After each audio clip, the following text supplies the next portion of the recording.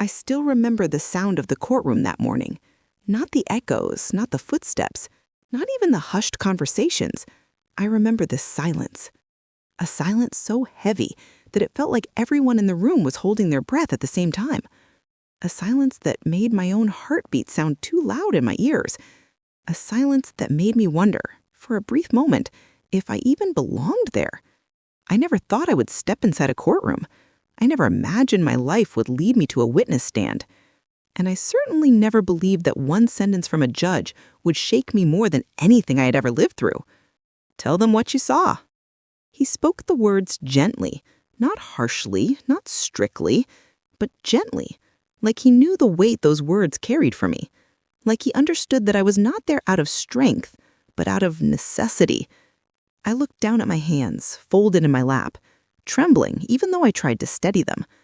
I wasn't afraid of the people sitting in that courtroom.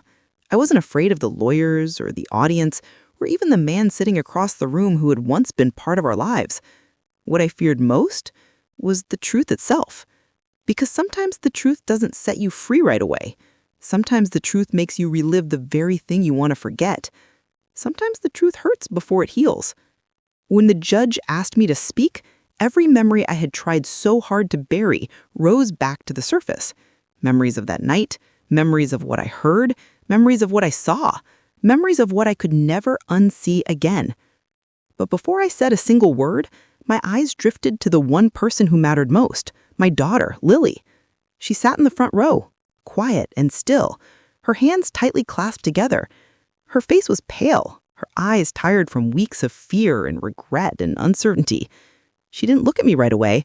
She stared straight ahead, like she was bracing herself for something she wasn't sure she was ready to hear. And I wondered, was she afraid of what I would say? Or was she afraid of how the truth would change everything? It is a strange thing, being asked to tell a story that you never wanted to live in the first place. It is even stranger when that story becomes the reason your family falls apart or the reason it finally comes together. When I took a slow breath and opened my mouth to speak, I didn't see the courtroom anymore. I saw the kitchen light from that night, the clock blinking at 1:17 a.m., the shadow moving near the hallway, and the voice that made my whole body freeze. I had replayed that night over and over so many times that it no longer felt like a memory. It felt like a scene I had been forced to watch again and again, without pause, without escape. And now I was being asked to share it with strangers, to say it out loud, to pull it out of the quiet place where I had stored it and place it into the open where it would no longer be mine alone. But I didn't speak yet. Not because I was unsure of what happened, I remembered every detail, but because I wanted to gather myself before I let the truth out into the room. The judge waited patiently. Everyone else did too. I could feel dozens of eyes on me, some curious, some sympathetic, some judgmental. But the only eyes I cared about were Lily's. She finally looked at me, and in her eyes, I saw something I wasn't expecting. Trust. Quiet trust. Fragile trust, but trust nonetheless. It was enough to make my own breath soften. I had promised her I would tell the truth. I had promised her I would not let fear speak for me.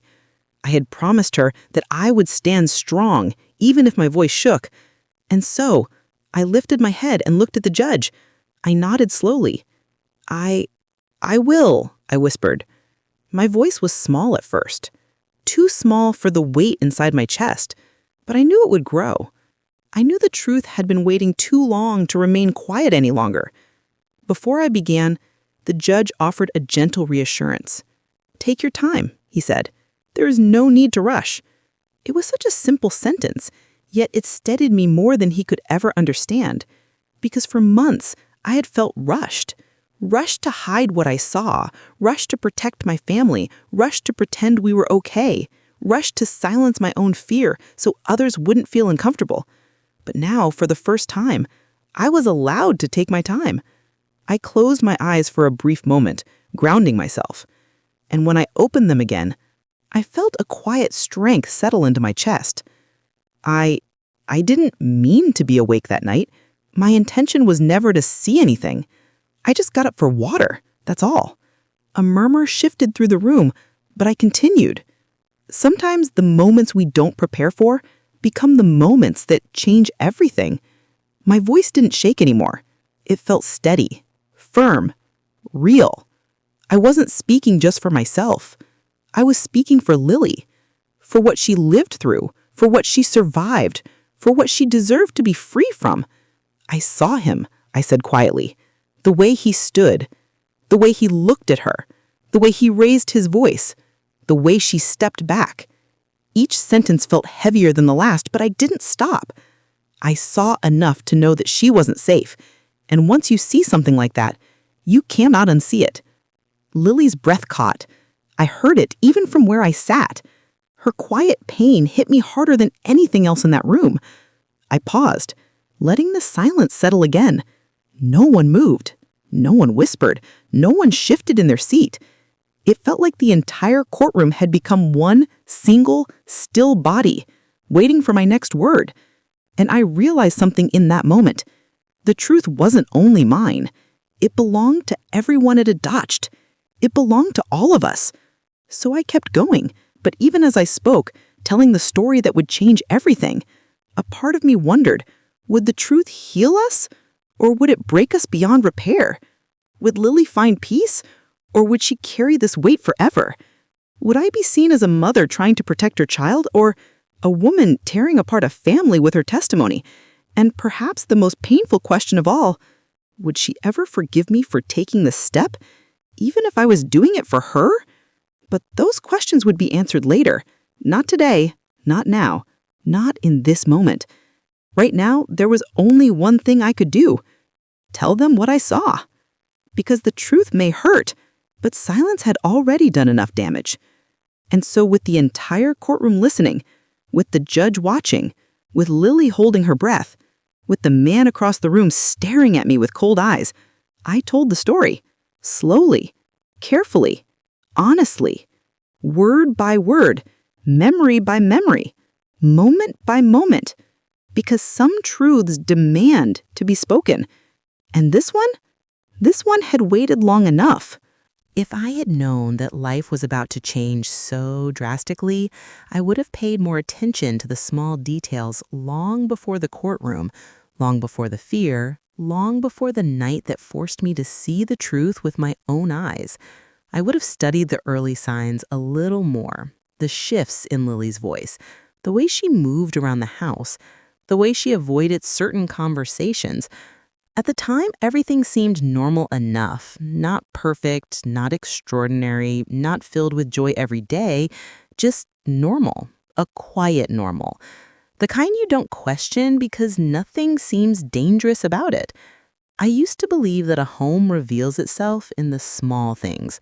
The morning sound of a kettle, the faint smell of breakfast, the routine of footsteps moving from room to room.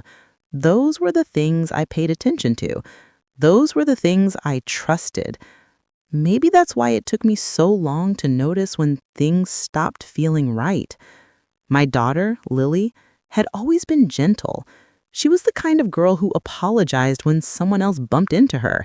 She was soft in a world that wasn't always kind, and I used to worry about that. Not because softness is a weakness, but because people sometimes mistake it for something they can take advantage of. When she met Daniel, I thought she had finally found someone who appreciated her gentle nature. He was polite in the beginning, too polite, maybe. He brought flowers for her every week. He helped her with groceries. He even asked my permission before taking her on their first weekend trip. I remember thinking, he's different. I didn't realize how right and wrong I was. Their early days were filled with promises and smiles. They looked happy, and I believed them. I believed the version of their life they showed the world. I believed the laughter during dinners, the warm hugs at the door, the way he seemed to hold her like she was the most important person in his life. I believed it all because I wanted it to be true for her. Parents want peace for their children more than anything else. Not wealth, not perfection, just peace. For a while, she seemed to have it. She would call me after work and tell me about the little things, how Daniel made her tea in the morning, how he surprised her with her favorite dessert, how he made her feel safe. That word, safe, stayed with me. It meant everything to her, and for a long time, I trusted it. I trusted him. I trusted the life she said she was building. What I didn't know was that people often speak in the past tense when something in the present has already begun to change. It happened slowly at first. The signs were small, the kind of signs you can easily excuse, the kind of signs you don't want to believe are real. Lily stopped calling as often. She stopped visiting on weekends. She became harder to reach, harder to read. When I asked if everything was all right, she always said the same thing. Just tired, Mom. I tried to respect her space. I tried not to worry. But there was a quiet shift in her that I couldn't ignore, even if she kept insisting nothing was wrong. She used to talk with ease, but slowly her words became shorter. Her eyes seemed more distant. Her laughter became forced, like she was trying to convince me of something she didn't fully believe herself. Still, she never complained, not once. I remember one evening, long before the courtroom, long before I understood, she came to visit me. She walked into the house with her same soft smile, but there was something different in the way she held her shoulders, slightly tense, slightly tired, slightly guarded.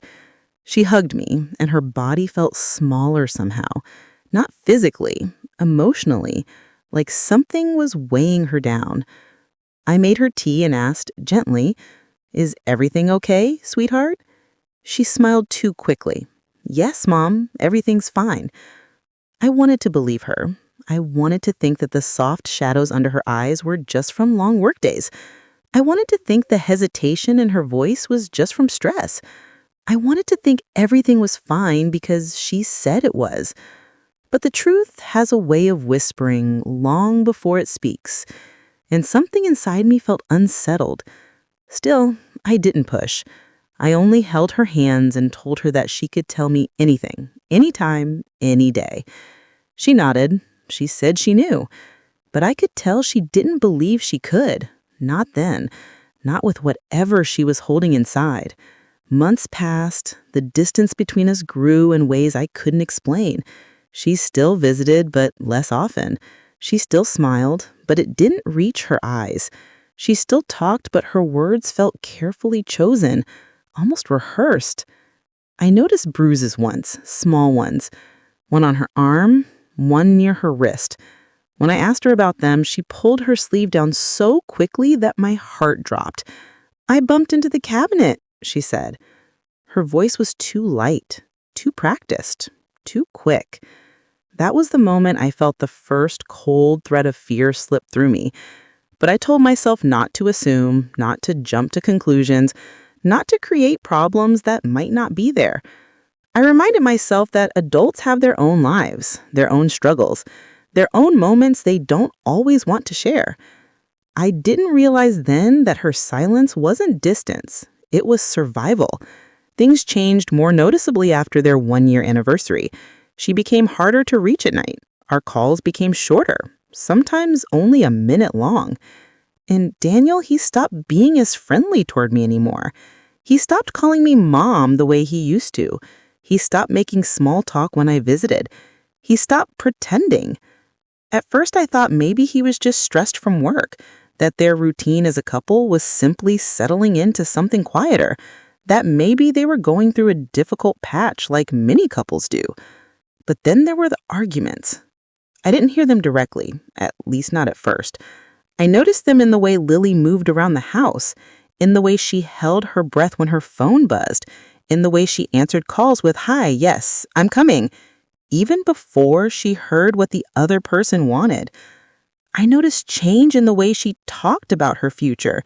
She used to dream out loud about traveling, about starting a small baking business, about renovating a little house one day. But those dreams faded, little by little, quietly. She stopped talking about anything beyond the next day. I remember once asking her if she and Daniel planned to travel for their upcoming break from work. She looked down and said, "We'll see. It depends on things." I didn't know what things meant. I didn't ask. I should have.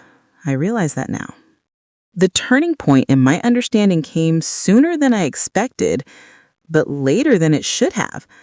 It happened during a family dinner. We had invited them over for a small get-together. My older sister was visiting out of town, and Lily always loved her company.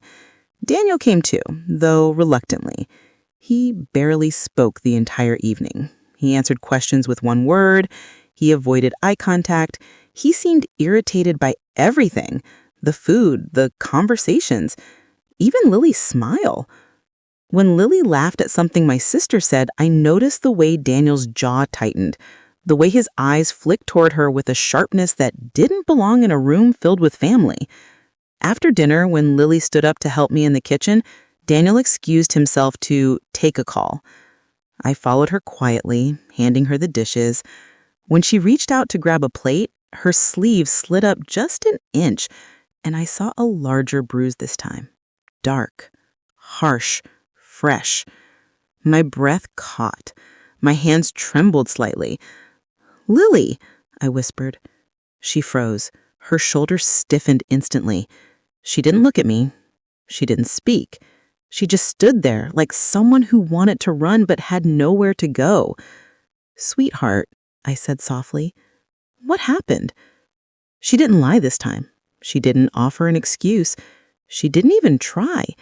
Instead, her eyes filled with tears, silent tears that she tried to blink away as quickly as they appeared. "Mom," she whispered, "please don't ask right now." Her voice shook, not from anger, not from annoyance, from fear.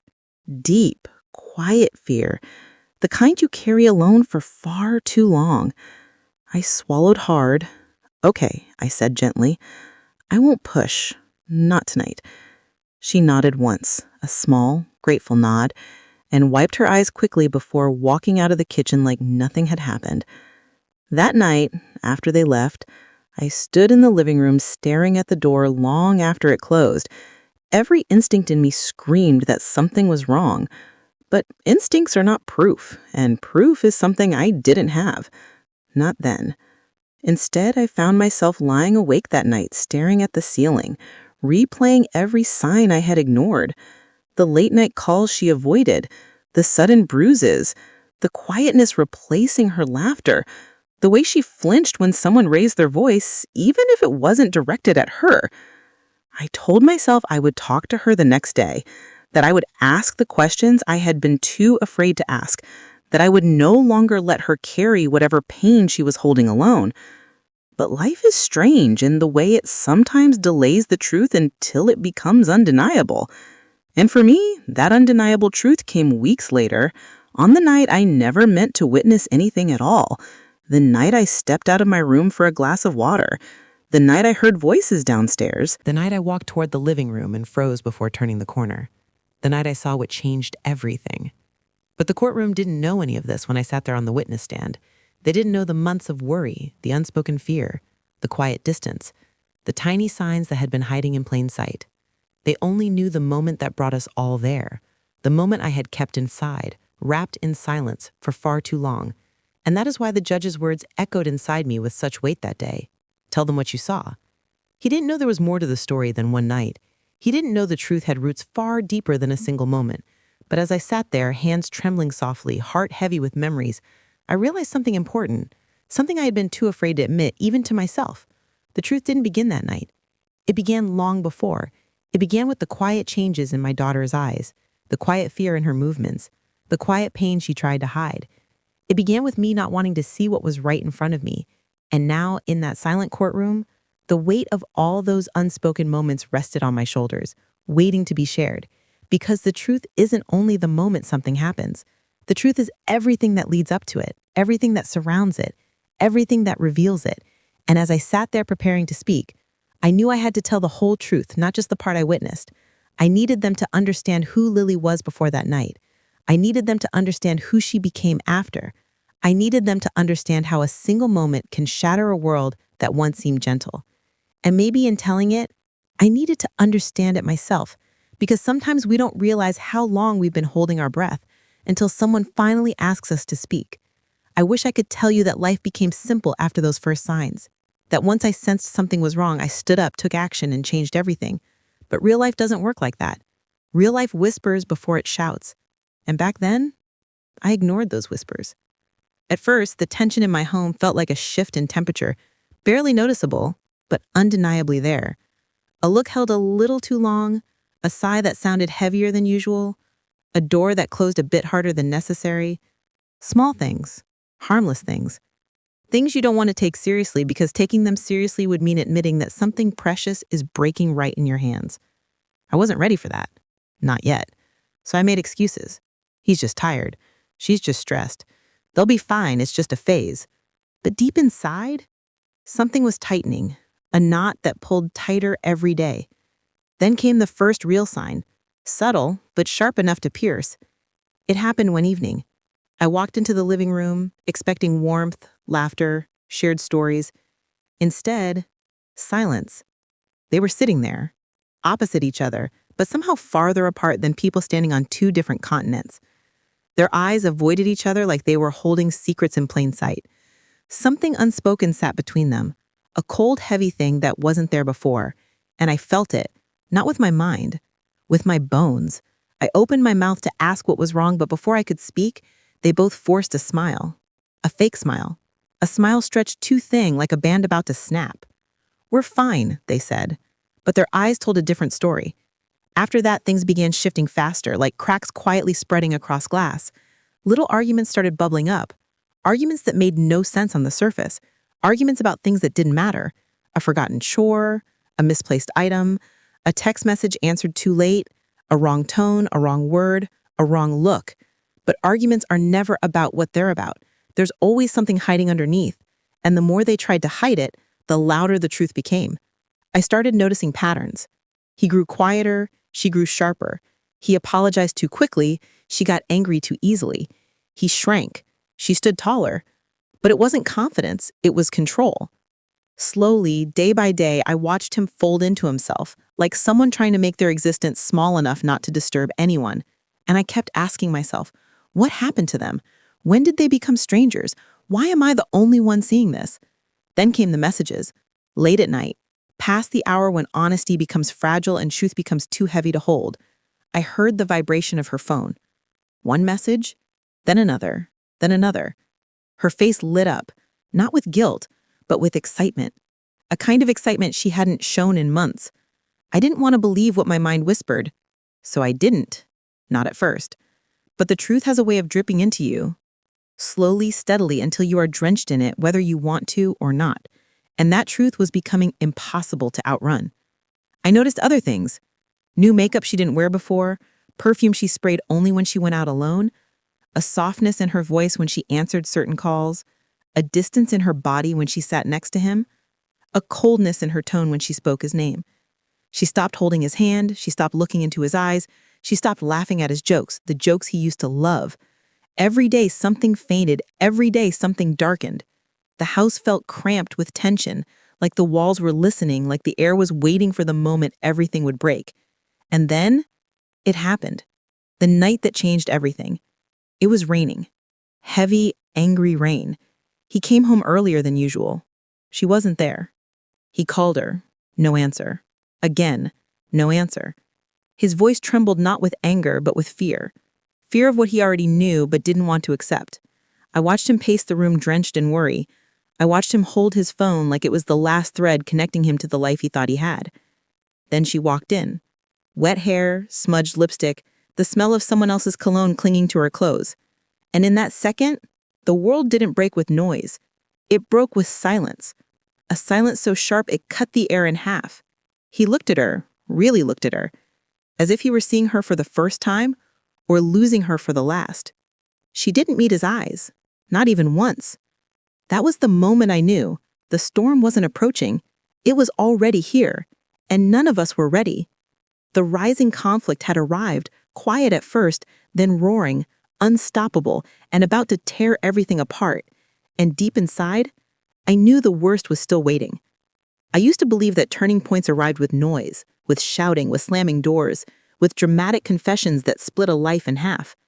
But the real turning points, the ones that change you forever, they come quietly. They come in moments so small you almost miss them. Moments when truth becomes too heavy to ignore. Moments when life rearranges itself without asking your permission. And mine came on an ordinary morning, the kind of morning that pretends everything is normal. The sun was gentle. The kettle was boiling.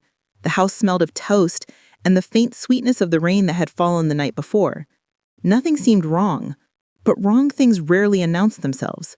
He was sitting at the table, staring at his untouched cup of tea. His hands were wrapped around it, as if he was trying to warm himself from the inside out. His shoulders were slumped, not from exhaustion, but from resignation. And she was moving around the kitchen like a stranger in her own home. No eye contact, no softness, no attempt to pretend anymore. Something had shifted overnight, something final. I didn't know what had happened, but I could feel it, the way you feel a storm before the clouds even gather. Then she said it, a single sentence, a simple sentence, but one that cracked the ground beneath all of us. I need space. Those 3 words were calm, cold, practiced, almost rehearsed. He froze. The cup trembled slightly in his hands. He tried to swallow his fear before he spoke. What kind of space? She didn't answer immediately. She didn't need to. Her silence said everything. Finally, she looked up, not with anger, not with guilt, but with a decision already made. A break, she said. A break. Such an innocent word for something that destroys so much. He blinked slowly, as if trying to process a universe collapsing in front of him. But we can fix things, he whispered. His voice wasn't pleading, it was breaking. She shook her head. It's not working. And in that second, something inside him collapsed. Not with sound, but with stillness. It was the stillness that terrified me. He didn't shout, he didn't question her, he didn't beg. He just sat there, as if every hope he'd held on to had drained out of him. And for the first time, I realized he wasn't fighting her anymore. He was fighting loss. Loss of love, loss of trust, loss of the future he thought he had. And I realized something else, something sharp, something undeniable. She wasn't unsure. She wasn't confused. She wasn't looking for clarity. She was done. The turning point was not her decision. The turning point was his realization. He saw her, really saw her. Not the woman he loved, not the woman he hoped she could be again, but the woman she had become. A woman with a different heart, a different loyalty, a different life forming somewhere outside these walls. He inhaled slowly, deeply, as if gathering the strength to hold himself together for just one more moment. Then he said the most painful words I had ever heard from him. When did I lose you? There was no accusation in his voice, only heartbreak, only disbelief. She didn't answer, and that silence, that refusal to acknowledge his pain, was the answer. He nodded once, not in acceptance, but in surrender, not to her, but to the truth. That morning became the moment everything shifted. The turning point was not her decision. The turning point was his realization. He saw her, really saw her, not the woman he loved, not the woman he hoped she could be again, but the woman she had become, a woman with a different heart, a different loyalty, a different life forming somewhere outside these walls. He inhaled slowly, deeply, as if gathering the strength to hold himself together for just one more moment. Then he said the most painful words I had ever heard from him. When did I lose you? There was no accusation in his voice, only heartbreak, only disbelief. She didn't answer, and that silence, that refusal to acknowledge his pain, was the answer. He nodded once, not in acceptance, but in surrender, not to her, but to the truth. That morning became the moment everything shifted. The turning point was not a fight, it wasn't a confession, it wasn't even the decision itself. It was the quiet realization that the person you love is already gone, even if they're still standing in front of you. From that day forward, he changed, not dramatically, not instantly, but subtly. He stopped trying to win her back. He stopped apologizing for things he didn't do. He stopped shrinking himself to make her stay. He started observing, watching, piecing together what had been happening behind his back. And in that process, he found something stronger than pain, clarity, clarity that she wasn't confused, clarity that this wasn't a rough patch, clarity that her heart had wanted somewhere else long before her footsteps followed. But the true turning point, the moment that sealed everything, came later that night. He stood by the window, staring at the streetlights flickering against the dark. His expression held something new, not hopelessness, not despair. Resolve. a quiet, powerful resolve. He said, "I deserve the truth. Not loudly, not bitterly, just honestly." And in that moment, I understood. The turning point wasn't her choosing to leave. The turning point was him choosing to see the betrayal, to see the manipulation, to see the emotional abandonment he had endured, to see that he had given everything, and she had already given up. That night, for the first time in months, he slept. Not peacefully, not fully, but with the acceptance that the battle ahead would no longer be about holding on to something broken, but understanding how it broke. The shift had happened. The story had changed direction. And now, the truth was coming. Whether she wanted it to or not. I once heard someone say that resolution doesn't come when the truth appears. It comes when you finally stop running from it. And in the days that followed, that is exactly what happened. The truth stopped being a shadow behind us and became a presence we could no longer ignore. After the turning point, everything inside the house felt different. The air felt heavier, as if the walls themselves were holding their breath. The silence stretched longer, the footsteps grew softer, even the sunlight felt dimmer, almost unsure of where it belonged. He moved through the house, gently, like someone living inside a memory. He touched things without thinking, the corner of the table, the frame of the doorway, the empty chair at the dining table, as if grounding himself in small, quiet ways. And she lived in a different rhythm altogether. It wasn't guilt, it wasn't confusion, it was distance. A distance that no longer tried to hide itself. Sometimes she left early in the morning and returned late at night. Sometimes she sat in the living room scrolling through her phone, her face lit by the cold blue glow of secrets she no longer felt the need to protect. Sometimes she stood by the window, staring out as if her future was waiting somewhere beyond the streetlights. We didn't ask questions. Questions were no longer needed. The truth had already begun to unravel itself. But the final pieces of that truth had not yet revealed themselves, and the way they did was not loud, not explosive. It was almost gentle, quiet, calm, like the way a person finally exhales after carrying a weight for too long. One evening, he walked into the living room where she was sitting, lost in her own world. She didn't look up. She didn't expect him to speak, but he did. "Can we talk?" She looked at him slowly, more surprised than annoyed. It had been a long time since he asked for anything. "About what?" she said softly. And then, in the calmest voice I had ever heard from him, he said, "About the truth." Her expression flickered, not with fear, but with recognition. The kind that comes when you realize the person in front of you already knows more than you expected. She put her phone down, crossed her arms, prepared herself, but she didn't speak. So he continued. "I know," he said. "I know you haven't been happy. I know you've been somewhere else, with someone else. And I know you tried to leave without saying it." She inhaled sharply, not because he was wrong, but because he was right. He wasn't guessing. He wasn't suspecting. He wasn't accusing. He was stating what he had already accepted. "You think I didn't see it?" he asked gently. "I saw everything. The late nights, the distance, the way you looked at your phone instead of me." His voice didn't rise, not even once. And then he said something that pierced the room with painful clarity. "I'm not angry. I'm hurt. But I'm not angry. Because love doesn't disappear in anger. It disappears in silence. And we've been silent for a long time." She exhaled slowly, her eyes drifting away from his. The truth was no longer something to hide. It was something finally being spoken into the air. She whispered, "I didn't know how to tell you." He nodded. "I know," he said, and that's what hurt the most. And then, for the first time in months, she cried. Not loudly, not desperately. Quietly, almost apologetically. Tears that slipped out from a place she had locked away for too long. "I didn't want to hurt you," she said. He looked down at his hands. "You didn't hurt me by leaving. You hurt me by pretending to stay." That was the moment the air shifted. The moment the tension that had lived between them finally cracked open. Not with anger, but with truth. A truth that neither of them could escape. They talked for hours, not about blame, not about betrayal, not about the details that would only reopen wounds.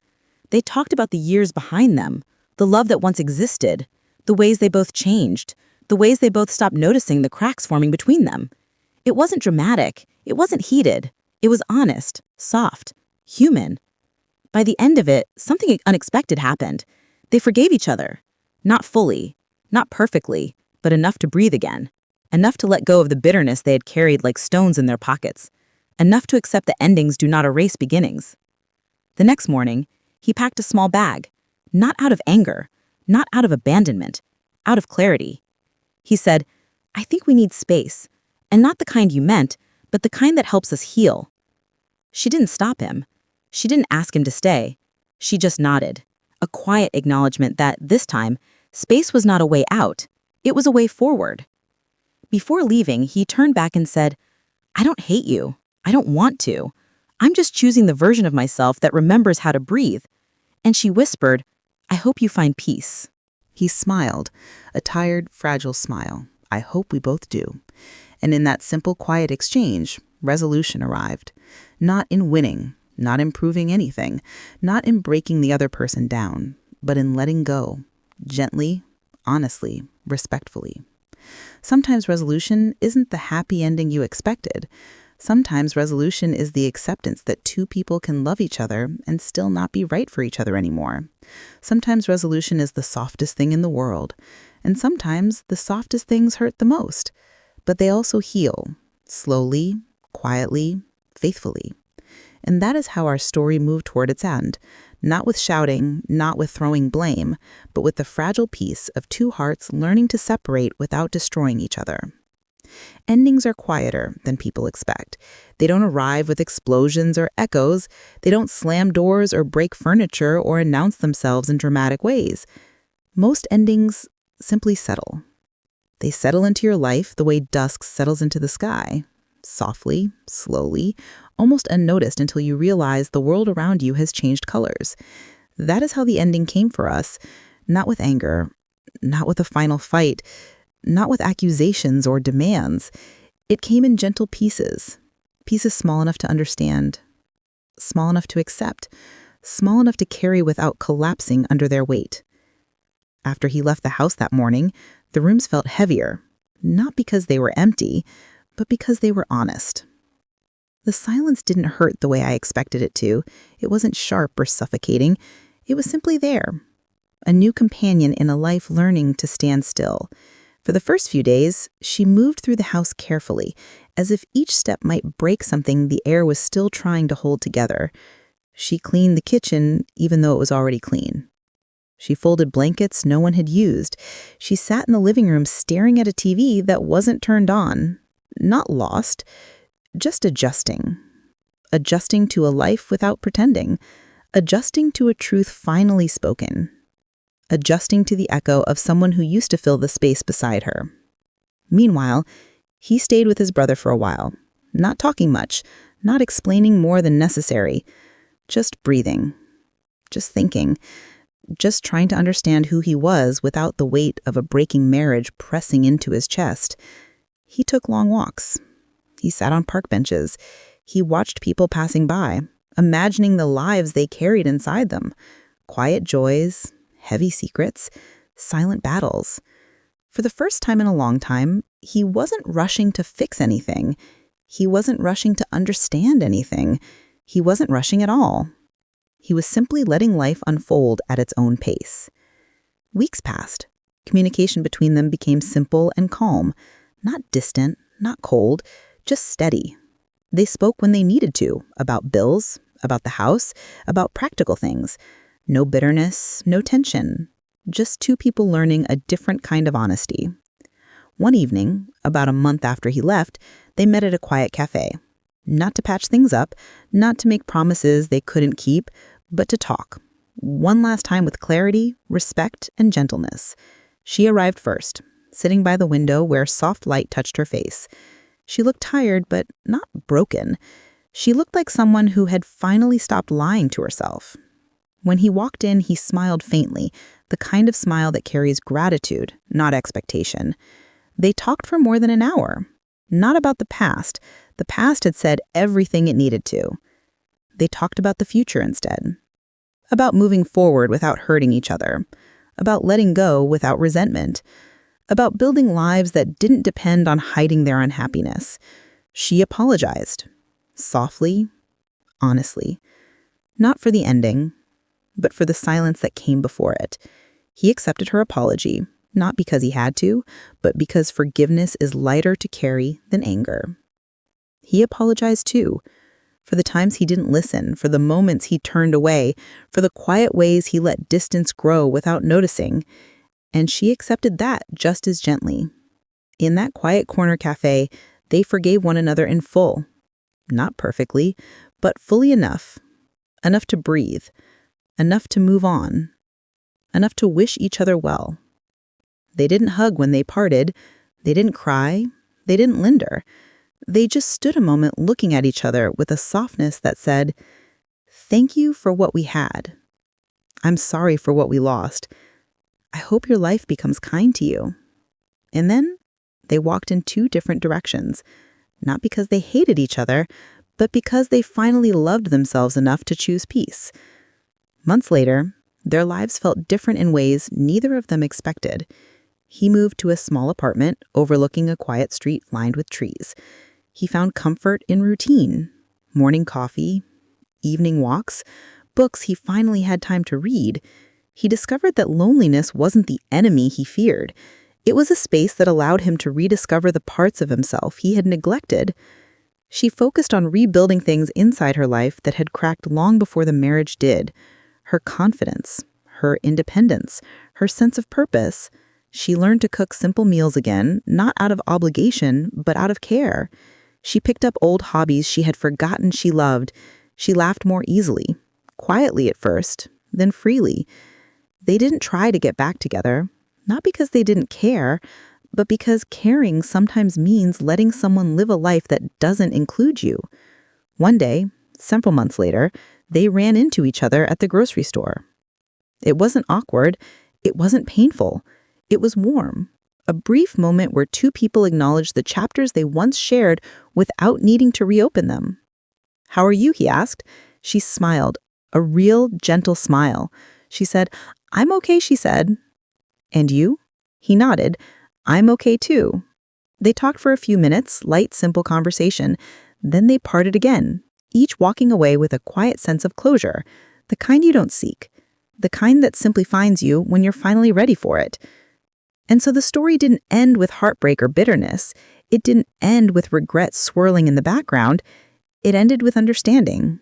It ended with peace. It ended with two people walking separate paths, not as enemies, not as wounded hearts dragging each other behind them, but as human beings who finally learned that honesty, even when painful, is the kindest ending love can offer. And in the stillness of his new home, and the quiet of hers, they both carried the same final lesson. Some endings are not failures. Some endings are simply completions, the moment when a story steps aside and makes room for the next one to begin.